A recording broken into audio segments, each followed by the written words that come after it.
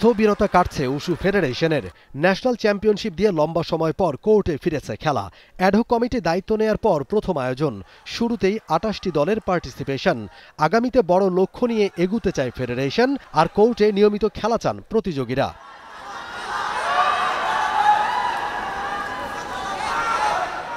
দারুণ সম্ভাবনাময় discipline wushu. স্বাস্থ্য রক্ষা তো বটেই, আত্মরক্ষাতেও দারুণ কার্যকারী।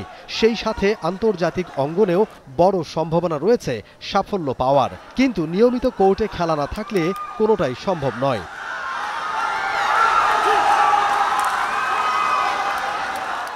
দীর্ঘ বিরতি দিয়ে হলেও কোর্টে ফিরেছে খেলা।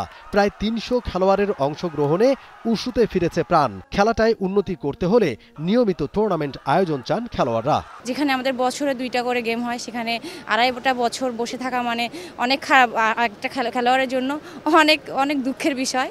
সেই হিসাবে অনেক ভালো লাগছে, অনেক উৎফুল্ল লাগছে। আমি চাই যে ফেডারেশন আমাদের এরকম সুযোগ করে দিক, প্রতিটা বছর কিংবা সম্ভব হলে আরও কম সময়ের মধ্যে যদি এরকম অ্যারেঞ্জমেন্ট করতে পারে, তাহলে আমাদের জন্য যারা উদীয়মান প্লেয়ার তাদের আসার সুযোগটা হবে। তাছাড়া যদি দীর্ঘ সময় পরপর হয়, তাহলে দেখা যাবে যে যারা পুরনো প্লেয়ার আছে এরাই ঘুরে ফিরে বারবার আসবে। বছরে যদি ২টা-৩টা গেম থাকে, তারা তো কন্টিনিউ প্র্যাকটিস করবে। ওইখান থেকে ভালো মানের প্লেয়ার কিন্তু তখন উঠে আসবে। তখন আমরা আন্তর্জাতিক মানের প্লেয়ার খুঁজে পাবো এবং আন্তর্জাতিকে আমাদের রেজাল্ট আসার সম্ভাবনা থাকবে।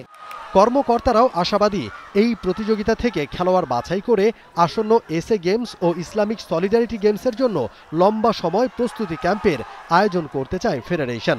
আমরা দায়িত্ব নেওয়ার পরপরই জানলাম যে জানুয়ারি মাসে এসএ গেমস হবে, যেখানে উশু থাকবে, এবং তার কিছুদিন পর প্রায় এক সপ্তাহ পরেই জানলাম যে নভেম্বরে ইসলামিক সলিডারিটি গেমস হবে, সেখানে উশু অন্তর্ভুক্ত হবে। তো ২ বছর জাতীয় প্রতিযোগিতা হয়নি, প্লেয়াররা কি অবস্থায় আছে, ফেডারেশন নতুন, কারোই সেই পরিষ্কার চিত্রটা নেই। তো সেখানে এরকম একটা জাতীয় টুর্নামেন্ট আয়োজন করাটা খুব জরুরি হয়ে পড়েছিল, এবং আমরা চেষ্টা করছি যে এই টুর্নামেন্টের পরে আমরা শুধুমাত্র যে যারা স্বর্ণ রৌপ্য জিতছে তারাই না, তার ভেতর থেকেও যারা প্রতিভাবান বিভিন্ন পর্যায়ে বাদ পড়ে যাচ্ছে তাদের নিয়ে ইনশাআল্লাহ অগাস্টের ১ তারিখ থেকে আমাদের এই এসএ গেমসের ক্যাম্প শুরু করব। শুধু স্বপ্ন দেখলেই তো হবে না। ভ্যান্যু সমস্যা দীর্ঘদিনের দুঃখ উশু ফেডারেশনের। ভালো সম্ভাবনা থাকলেও নিজস্ব প্র্যাকটিস ভ্যান্যু না থাকায় খুব একটা সুবিধা করতে পারছে না উশু। প্রস্তুতি কিংবা বিভিন্ন টুর্নামেন্টের জন্য নির্ভর করতে হয় ভাড়া করা ভ্যান্যুতে। এ বিষয়ে সরকারের কাছে স্থায়ী সমাধান চান ফেডারেশন কর্মকর্তারা। সামনে অলিম্পিকের কথাই বলি, ইন্টারন্যাশনাল বলি বা এশিয়ানে বলি, যাদের সক্ষমতা আছে ভালো কিছু করার, তাদেরকে প্রায়োরিটি দিয়ে যদি ডেডিকেটেড ভেন্যু দিয়ে দেয়, এটা এই মুহূর্তে যেটা আছে সেটা করা। ন্যাশনাল স্পোর্টস কাউন্সিল বিল্ডিংটা ১৬ তলা, ওই বিল্ডিংটা করা হয়েছিল এই ফেডারেশনের অফিসগুলো, ক্লাসরুমগুলো ট্রেনিংয়ের জন্য, হল রুমগুলো সেভাবে করার জন্য। তো আমি এই রিকোয়েস্টটা করেছি যে তারা যদি সেখানে কিছু কিছু জায়গা যেগুলো ভাড়া দেওয়া হয়েছে বা অন্য কাজে ব্যবহৃত হচ্ছে, সেইখানেও যদি আমাদেরকে ছোট করে দেয়, মানে আমার উশুর জন্য কিন্তু একটা ছোট্ট হলরুম যথেষ্ট। এইটা করেছি। আরেকটা জিনিস আমি বলেছি, আপনার পত্রপত্রিকায় দেখেছেন যে পূর্বাচলে অনেক অবৈধভাবে প্লট দখলে ছিল, যেগুলো সরকার তাদের মানে নিয়ে নিয়েছে। তো আমি এই প্রস্তাবটাও করেছি যে সেরকম ২-৩টা প্লট একবিধ করে আমাদের ২-৩টা ফেডারেশনের জন্য একটা ছোট কমপ্লেক্স যদি করে দেয়। এবারের প্রতিযোগিতায় ২৩টি জেলা ও ৫টি সার্ভিসেস টিম অংশ নিচ্ছে।